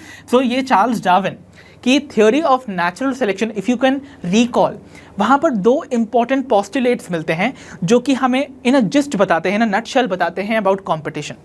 So Charles Darwin ने ही सबसे पहली बार competition का जिक्र किया था अपनी theory of natural selection में, जहाँ पर उनके दो postulates जो हमें काम आते हैं, one is the struggle for existence. याद है चार्ल्स डार्विन का ऐसा मानना था किसी भी हैबिटेट में, किसी भी जोग्राफिकल एरिया में जो प्रेजेंट ऑर्गेनिजम्स हैं अलग अलग स्पीशीज़ के, अगर वो सेम रिसोर्सेज को यूटिलाइज करते हैं तो उस रिसोर्स को कैप्चर करने के लिए, एक्वायर करने के लिए, ऑब्टेन करने के लिए उन ऑर्गेनिजम्स के बीच में क्या होता है? कंपटीशन होता है, ठीक है। सो जब भी रिसोर्स की जो अमाउंट है, वो रिसोर्स कुछ भी हो सकता है, that could be food also, that could be shelter, that could be space, किसी भी रिसोर्स के यूटिलाइजेशन अगर कोई ऑर्गेनिज्म करता है, उसको एक्वायर करना चाहता है, तो अगर वही लिमिटिंग है, वो रिसोर्स ही बहुत कम अमाउंट में प्रेजेंट है, तो प्रेजेंट ऑर्गेनिज्म के बीच में क्या होगा? कॉम्पिटिशन होगा टू कैप्चर और टू एक्वायर दैट रिसोर्स। तो वहीं पर आता है द स्ट्रगल फॉर एग्जिस्टेंस, यानी कि उस एग्जिस्टेंस के लिए रिक्वायर्ड, अपने एग्जिस्टेंस के लिए रिक्वायर्ड उस रिसोर्स को कैप्चर करने के लिए जो ऑर्गेनिजम्स हैं उनको स्ट्रगल करना पड़ता है। This is the struggle for existence. Secondly जो हमारा पोस्टुलेट आता है after this only, which is the survival of the fittest. So ये भी आपको याद होगा, जिसमें जो स्ट्रगल हो रही है, जो कंपटीशन हो रहा है, लड़ाइयाँ हो रही हैं भाई ऑर्गेनिजम्स के बीच में to acquire that particular resource, उनमें जीतता वही है जो बेटर फिट होता है to the environment. Better fit in the sense जो उस रिसोर्स को ज़्यादा एफिशिएंटली यूटिलाइज कर सकता है अपने सर्वाइवल को इंश्योर करने के लिए। सो सर्वाइवल ऑफ द फिटेस्ट, और ऐसे इंडिविजुअल जो ज़्यादा अच्छे से रिसोर्सेज को यूटिलाइज करते हैं उनको नेचर सेलेक्ट करता है, इसीलिए वो आते हैं अंडर नेचुरल सिलेक्शन। सो इन दो पोस्टुलेट से आपको आइडिया लग जाता है कि रिसोर्सेज को लेकर जो सबकी बेसिक नेसेसिटी हैं उनको लेकर ही ऑर्गेनिजम्स के बीच में कॉम्पिटिशन होता है। है ना। तो कंपटीशन जो है उसके बारे में सबसे पहला जिक्र आपको चार्ल्स डार्विन की थ्योरी ऑफ नेचुरल सिलेक्शन में मिलता है, और इस थ्योरी में ही वो सर्टेनली ऐसा बिलीव करते हैं that competition is a very important and a potent force in organic evolution. तो ऑर्गेनिक एवोल्यूशन के लिए एक पोटेंट फोर्स की तरह कंपटीशन एक्ट करता है। अगर कंपटीशन नहीं होगा तो जो वीकर इंडिविजुअल्स हैं, मेंबर्स हैं ऑफ दी पर्टिकुलर हैबिटेट, वो एलिमिनेट नहीं होंगे, ठीक है। तो इनका ऐसा मानना है जो सुपीरियर स्पीशीज़ हैं या सुपीरियर जो इंडिविजुअल्स हैं वो ऑर्गेनिज्म के जो हैं उस हैबिटेट में सिर्फ तभी रहते हैं जब कंपटीशन होता है और एलिमिनेशन होता है किसका, इन्फीरियर वाले ऑर्गेनिजम्स का। सो चार्ल्स डार्विन का सबसे पहला कंट्रीब्यूशन आपको कंपटीशन से रिलेटेड मैंने बता दिया। अब कुछ मिसकंसेप्शन हैं रिगार्डिंग फर्स्टली कंपटीशन। क्या क्या मिसकंसेप्शन है, देखो जनरली ऐसा माना जाता है कि जो आपको कंपटीशन मिलेगा उस सेम रिसोर्स के लिए वो जनरली रिलेटेड स्पीशीज़ में मिलता है। कई बारी ऐसा भी देखने को मिला है कि competition for that same resource आपको टोटली अनरिलेटेड स्पीशीज़ में भी मिलेगा। तो देखो याद रखना है, कंपटीशन जो है इट में occur between closely related species जो कि जनरल नोशन है, but it can also occur between completely unrelated species. जैसे कि एग्जाम्पल मैं यहाँ पर साइट करने वाला हूँ, साउथ अमेरिका की शैलो लेक्स में आपको जो फ्लेमिंगोज होती हैं वो compete करती हुई नजर आएंगी with the fishes for the common food, and the common food is जू प्लैंक्टन्स। तो ये आपको दिखाई जा रही हैं, दीज आर दी फ्लेमिंगोज, और हम बात कर रहे हैं shallow lakes of South America की। So shallow lakes of South America में जो वहाँ की रेसिडेंट फिशेस हैं, ओके, इस लेक में रहने वाली फिशेस और जो विजिटिंग फ्लेमिंगोस हैं जो कि वहाँ पर विजिट करती हैं लेक्स को, उन दोनों में कंपटीशन होता है for the common resource, and the common resource जो जिनके लिए ये दोनों के दोनों compete करती हैं, those are the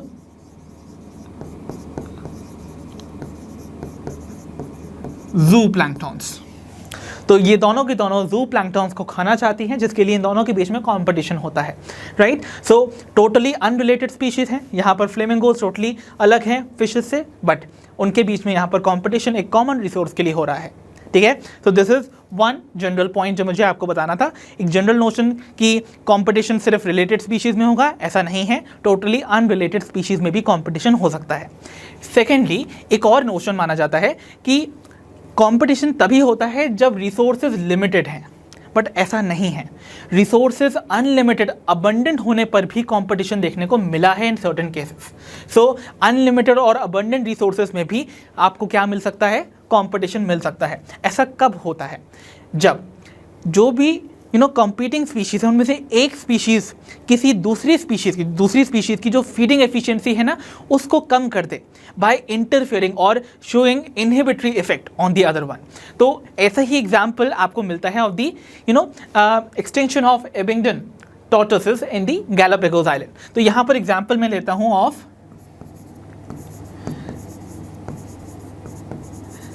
Galapagos islands. आपको यहाँ पे टॉर्टोइस जो दिखाए जा रहे हैं, they are the Abingdon tortoise. Abingdon is a word जो कि एक एक्चुअली टाउन है जो कि आपको साउथ इंग्लैंड में देखने को मिलता है, राइट। तो साउदर्न इंग्लैंड में एक टाउन है ऑक्सफोर्डशायर में, situated on the river Thames, वहाँ से इसका नाम एबिंगडन आया है, ठीक है। तो ये टॉर्टोइस जो है दे गॉट एक्सटिंक्ट बिकॉज जो गैलापागोस आइलैंड हैं उन पर इंट्रोड्यूस किया गया इन गोट्स को। सो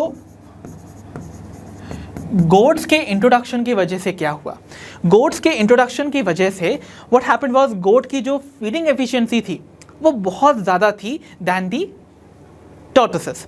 तो as such what they did was, ये उस पर्टिकुलर जहाँ पर अबंडेंट ग्रासेस अवेलेबल थी उनको बहुत ज़्यादा ब्राउज कर रहे थे, ग्रेज कर रहे थे, और व्हाट दे डिड वाज उन्होंने अपने इनहिबिटरी इफेक्ट की वजह से इन एबिंगडन टॉर्टोइसेस को रिसोर्स यूटिलाइज नहीं करने दिया, compete करने लगे इनके साथ, इनकी फीडिंग एफिशिएंसीज को डिक्रीज कर दिया, जिसकी वजह से ये टॉर्टोइसेस वहाँ से एक्सटिंक्ट हो गए।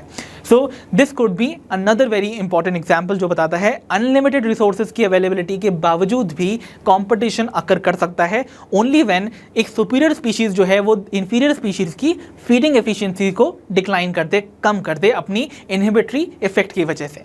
सो ये बेसिक इन्फॉर्मेशन मुझे आपको बतानी थी रिगार्डिंग दी कॉम्पिटिशन। तो ये बेसिक नोशन जो हैं वो आपको क्लियर रखने हैं अबाउट कॉम्पिटिशन। तो बच्चों अब हम डिस्कस करने वाले हैं एक बहुत ही सिग्निफिकेंट प्रिंसिपल जो एसोसिएटेड है with the phenomena of competition, और नाम है इस प्रिंसिपल का गॉसेस कॉम्पिटिटिव एक्सक्लूजन प्रिंसिपल।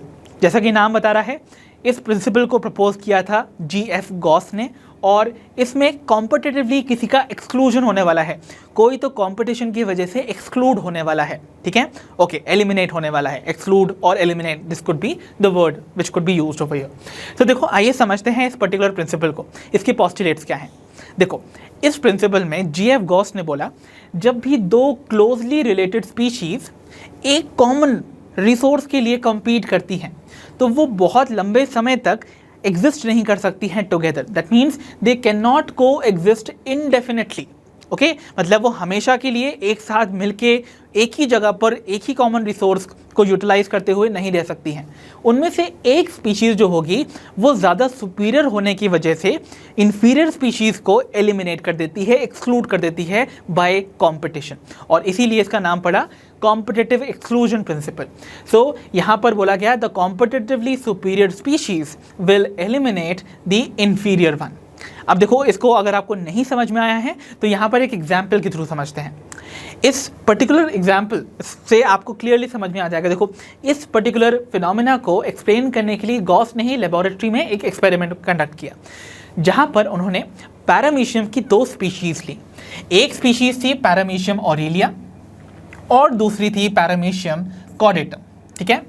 उन्होंने क्या किया, पहले तो इन दोनों पैरामीशियम की स्पीशीज़ को अलग अलग कल्चर में ग्रो करवाया, ठीक है। सो पैरामीशियम ऑरेलिया को अलग कल्चर मीडियम में ग्रो करवाया, ओनली वहाँ पर सिर्फ उस कल्चर मीडियम में सिर्फ पैरामीशियम ऑरेलिया ही ग्रो कर रहे थे अलोन।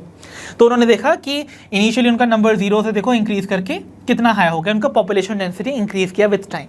सिमिलरली उन्होंने दूसरे कल्चर मीडियम में सिर्फ और सिर्फ पैरामीशियम कॉर्डेटम को ग्रो करवाया, जिनका अगेन समय के साथ साथ पॉपुलेशन का साइज बढ़ गया और उनकी पॉपुलेशन डेंसिटी अच्छी खासी देखने को मिली।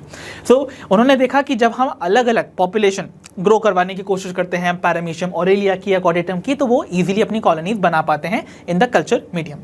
बट उन्होंने अब क्या किया, उन्होंने इन दोनों ही स्पीशीज़ को ऑफ पैरामीशियम यानी कि पैरामीशियम ऑरेलिया एंड कॉर्डेटम को एक साथ ग्रो किया together in same culture medium. तो सेम कल्चर मीडियम में उन दोनों का ही जो कॉमन रिसोर्सेज अवेलेबल, जो फूड है वो प्रेजेंट है, राइट। अब उस फूड को कैप्चर करने के लिए कौन कौन compete करेगा, पैरामीशियम ऑरेलिया भी और पैरामीशियम कॉर्डेटम भी, राइट। तो उन्होंने क्या देखा, कुछ समय के बाद जब उन्होंने उस कल्चर प्लेट को देखा तो देखा कि वहाँ पर सिर्फ एक ही पैरामीशियम की स्पीशीज़ का पॉपुलेशन साइज इंक्रीज किया, ये ग्रीन वाली का, और ये ग्रीन वाली कौन सी थी, पैरामीशियम ऑरेलिया। तो पैरामीशियम ऑरेलिया की पॉपुलेशन जो है वो इंक्रीज करती रही, ओके। और जो पैरामीशियम कॉर्डेटम थी उसकी पॉपुलेशन देखो यहाँ से उठी और वापस से डिक्लाइन कर गई। क्यों? क्योंकि वो इस स्पीशीज़ के सामने जो अवेलेबल रिसोर्स थे इन द कल्चर मीडियम उनको इफेक्टिवली एफिशिएंटली यूज़ नहीं कर पाई, इसलिए पैरामीशियम कॉर्डेटम की स्पीशीज़ जो थी वो अपना पॉपुलेशन साइज इंक्रीज नहीं कर पाई। इसका मतलब क्या हुआ, Paramecium aurelia was more superior, it was competitively superior than Paramecium caudatum, और इसीलिए इस competitively superior species ने competitively inferior पैरामीशियम कॉर्डेटम को ग्रो नहीं करने दिया, बिकॉज इसी ने ज़्यादा एफिशिएंटली सारे रिसोर्सेज को यूटिलाइज कर दिया फ्रॉम द कल्चर मीडियम। तो इसका मतलब देखो गॉस ने ही बोला दो स्पीशीज़ जो कि सेम रिसोर्स यूटिलाइज करती हैं वो लंबे समय तक क्या करेंगी, एक साथ एग्जिस्ट नहीं कर सकती हैं, उनमें से एक सुपीरियर होने की वजह से दूसरे को एलिमिनेट कर देगी। तो इसका मतलब क्या हुआ, Paramecium aurelia was superior than Paramecium caudatum, ठीक है। तो ये पॉइंट आपको याद रखना है, ओके। तो यहाँ पर मैंने मेंशन कर दिया है कि पैरामीशियम ऑरेलिया जो है वो ज़्यादा सुपीरियर होगी, जिसकी वजह से वो एलिमिनेट कर देगी पैरामीशियम कॉर्डेटम को। इस एग्जाम्पल से हमें क्लियरली समझ में आ जाता है गॉस का principle of competitive exclusion. Competition की वजह से एक इंफीरियर स्पीशीज़ का एक्सक्लूजन हो जाता है फ्रॉम द एनवायरनमेंट। इसीलिए ये इंपॉर्टेंट प्रिंसिपल बच्चों काम करता है। आइए इसको एक और तरीके से समझने की कोशिश करते हैं विद वन मोर एग्जाम्पल। तो बच्चों अब हम डिस्कस करने वाले हैं एक और interesting example of competitive exclusion जो कि हमें मिलता है by the field experiments conducted by J.H. Connell ने। So a scientist name J.H. Connell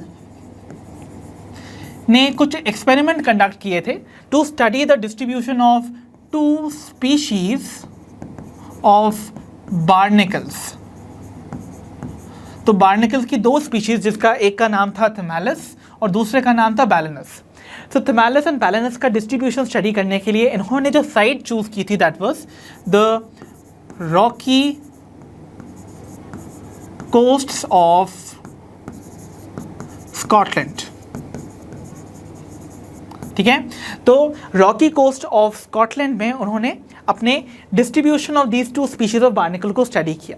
okay, सो उन्होंने देखा कि जब बैलेनस, यूजुअली देखो क्या हुआ है, ये जो बैलेनस नाम का स्पीशीज था बार्निकल का, ये एक्चुअली ज़्यादा सुपीरियर है कॉम्पिटिटिवली।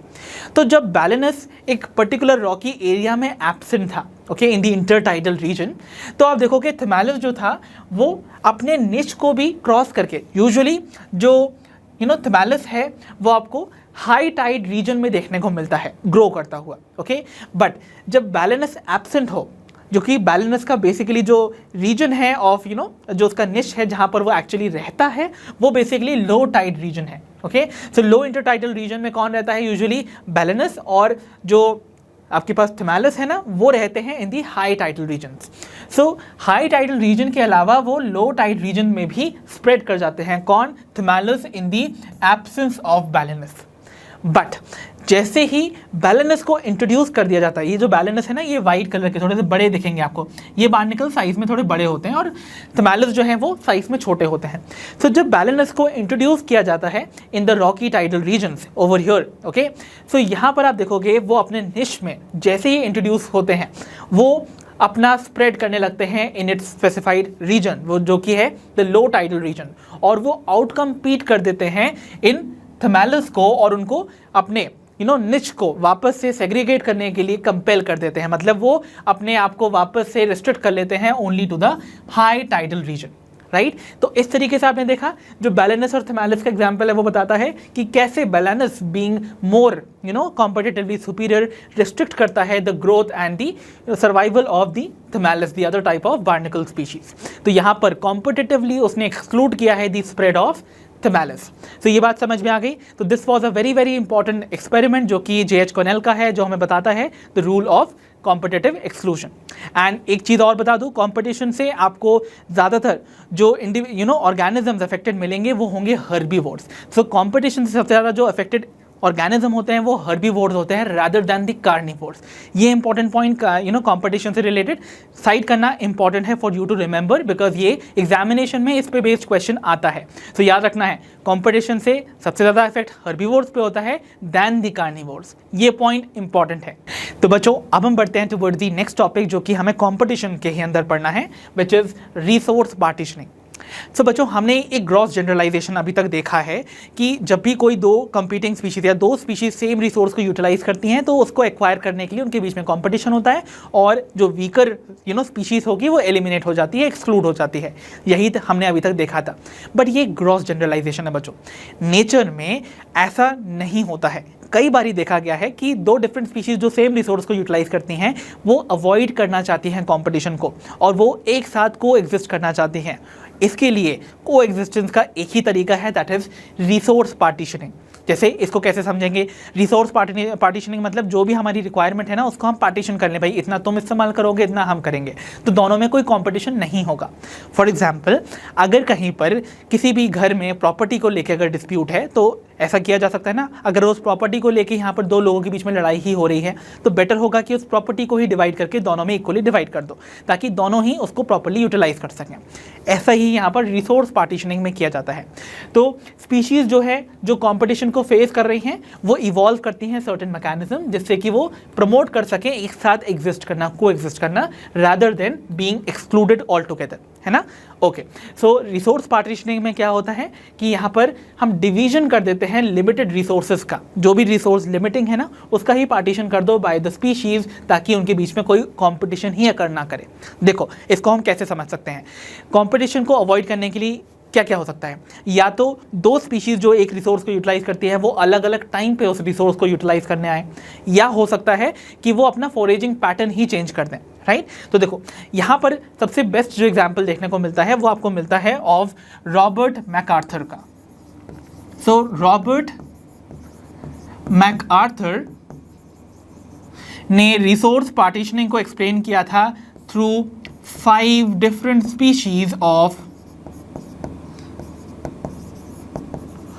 दी वॉर्बलर्स, जो कि एक स्प्रूस ट्री पर डिपेंडेंट है फॉर देयर फूड। सो ये एक स्प्रूस ट्री पर कैसे ये लोग जो है अपना रिसोर्स को पार्टीशन किए हुए हैं और एक साथ को एग्जिस्ट कर रही हैं, वो भी very peacefully. Let's see. So 5 जो स्पीशीज हैं उनमें एक आती है केप में वॉबलर। सो केप में वॉबलर जो है, आप इसका अगर निश देखोगे, ये येलो वाला जो रीजन है, एक्चुअली ये पर्टिकुलर जो वॉबलर है ये स्प्रूस ट्री के जो टॉप पे प्रेजेंट न्यू नीडल्स और बड्स आती हैं उनको फीड करती है। तो ये किसी भी मिडिल ब्रांच की किसी भी नीडल को फीड नहीं करेगी, ना ही मिडिल ब्रांच की कोई भी ब्रांच को ईट नहीं करेगी, या फिर ना कोई बड बीच की खाएगी या फिर लोअर ब्रांच या ट्रंक की खाएगी। सिर्फ और सिर्फ टॉप वाला जो रीजन होता है, जो ट्री टॉप है, उसकी ही न्यू बड्स और जो नीडल्स होती हैं उनको ही ये फीड करती है। इस तरीके से इसने अपना जो रिसोर्स है पार्टीशन कर लिया है फ्रॉम दी अदर्स। वाइल जो हमारे पास आती है next one which is Blackburnian warbler. ये ब्लैक बर्मियन वॉबलर जो है वो अपर ब्रांचेस पे आने वाली जो न्यू बड्स और नीडल्स हैं, I am talking about upper branches, not the top portion. ये सिर्फ टॉप पोर्शन को खाते हैं और ये अपर पोर्शन को। तो अपर पोर्शन पे प्रेजेंट जो ब्रांचेस हैं उनमें लगने वाले जो भी नीडल्स और बड्स हैं उनको फीड करती है ब्लैक बर्मियन वॉबलर। तो इनका निश सेपरेट हो गया, राइट। इनने अपना पार्टीशन कर लिया है अपने रिसोर्स को यूटिलाइज करने का। Next we have is black throated green warbler. ये जो ब्लैक थ्रोटेड ग्रीन वॉबलर है ये आपको जो भी यहाँ पर न्यू नीडल्स और न्यू बर्ड्स के साथ साथ कुछ ओल्डर नीडल्स भी फीड करते हुए नजर आएंगे। सो इनका यहाँ पर निश का, इनका फूड का ही जो आप कह सकते हो प्रेफरेंस है वही उन्होंने बदल रखा है। सो ये न्यू नीडल्स और बर्ड्स के साथ साथ वो ओल्डर नीडल्स भी खाती हैं। देन अगर हम देखें यहाँ पर बे ब्रेस्टेड वॉबलर को, तो बे ब्रेस्टेड वॉबलर जो है वो आपको सिर्फ ओल्डर नीडल्स को खाती हुई नजर आएगी, वो भी साथ ही साथ वो मिडिल ब्रांचेस जो कि जिस पे कोई लाइकन से वो कवर्ड हो सकती हैं, या फिर वो बेयर ब्रांचेस भी हो सकती है विदाउट एनी लाइकन, उनको फीड करते हुए नजर आएंगे। ठीक है, तो उन्होंने अपना रीजन स्पेशलाइज कर लिया है। और यहाँ पर आपको ये मार्टल वॉबलर जो कि लास्ट 5th स्पीशीज है वो आपको यूटिलाइज करती हुई नजर आएगी द लोअर ट्रंक। तो लोअर ट्रंक या फिर जो मिडिल ट्रंक है या मिडिल ब्रांचेस हैं, तो लोअर ट्रंक और मिडिल ब्रांचेस पे लगने वाले लाइकन्स या फिर बेयर ब्रांचेस पे ये अपने आप को थ्राइव करती हैं। तो इस तरीके से आपने देखा ये 5 डिफरेंट जो आपके पास वॉबलर की स्पीशीज थी, उन्होंने इस स्प्रूस ट्री के डिफरेंट सेगमेंट्स को सेग्रीगेट कर लिया है, पार्टीशन कर लिया है अकॉर्डिंग टू देयर नीड्स, और इसीलिए वो एक साथ एक ही ट्री पर टुगेदर को एग्जिस्ट करती हैं, राइट। तो इस तरीके से यहाँ पर मैक आर्थर का ये जो पर्टिकुलर हमको ऑब्जर्वेशन है वो बताता है कि को एग्जिस्टेंस पॉसिबल है रादर देन एक्सक्लूजन, और वो भी without competition. So I hope now competition as an inter specific relationship आपको क्लियरली समझ में आ गया होगा। तो बच्चों, this was all for today from the chapter organisms and populations. I hope इस चैप्टर के जितने भी कॉन्सेप्ट्स मैंने आज के सेशन में डिस्कस किए वो आपको समझ आए होंगे। अब मिलेंगे हम नेक्स्ट वीडियो में। अंटिल देन आप अपना ध्यान रखिए, पढ़ते रहिए, और जैसा कि आप सभी जानते हो लर्न हब मतलब फ्री है पर बेस्ट है।